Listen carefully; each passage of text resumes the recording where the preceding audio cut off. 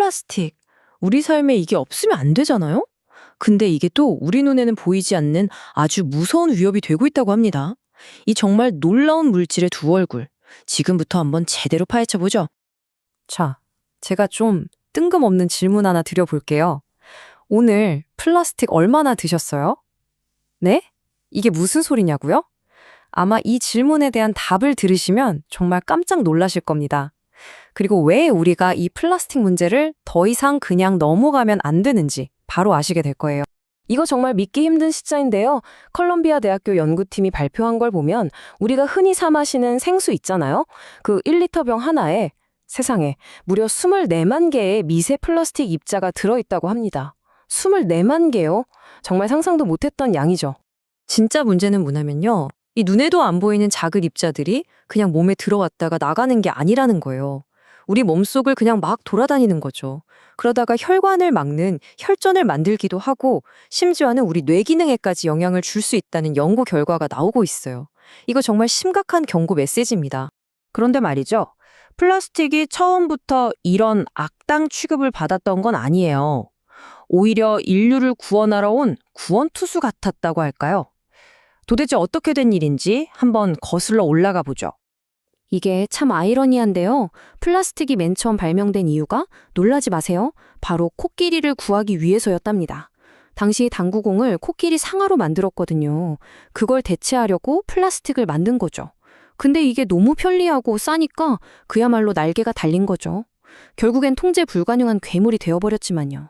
그러니까 플라스틱의 가장 큰 장점이자 축복이었던 거, 절대 썩지 않는다는 거요. 그 영원함이 이제는 가장 끔찍한 저주가 되어버린 셈입니다. 썩지 않는 편리함, 그 대가가 생각보다 너무나도 컸던 거죠. 자, 그래서 우리 다들 열심히 분리수거 하잖아요.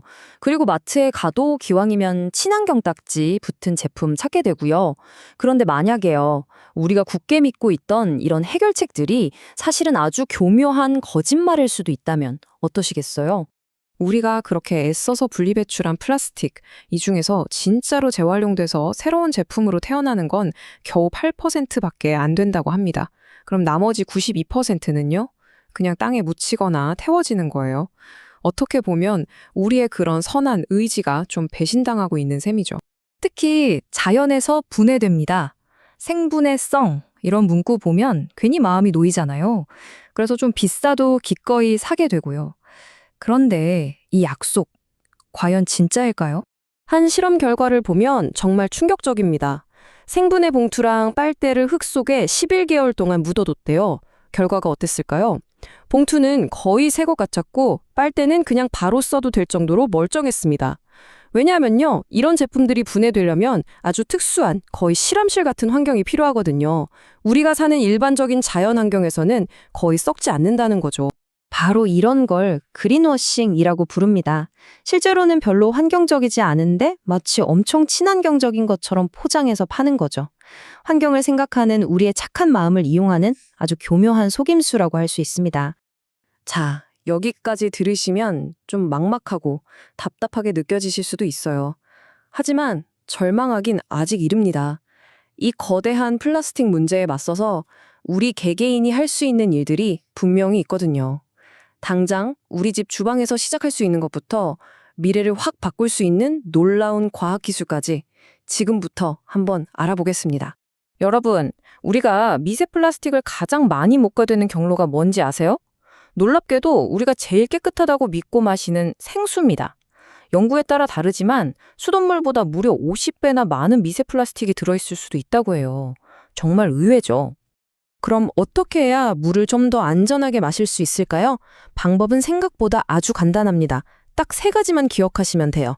이 방법만으로도 우리가 물을 통해 섭취하는 플라스틱 양을 최대 90%까지 확 줄일 수 있습니다. 물론 물만 조심한다고 끝은 아니겠죠? 생활 속에서 할 수 있는 것들이 더 있어요.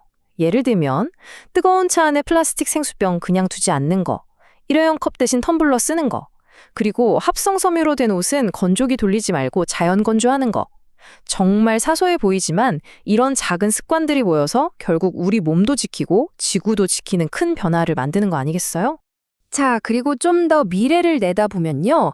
과학계에서도 정말 놀라운 해결책들을 찾아내고 있습니다. 그중 하나가 플라스틱을 말 그대로 먹어서 분해하는 특별한 효소를 이용하는 건데요.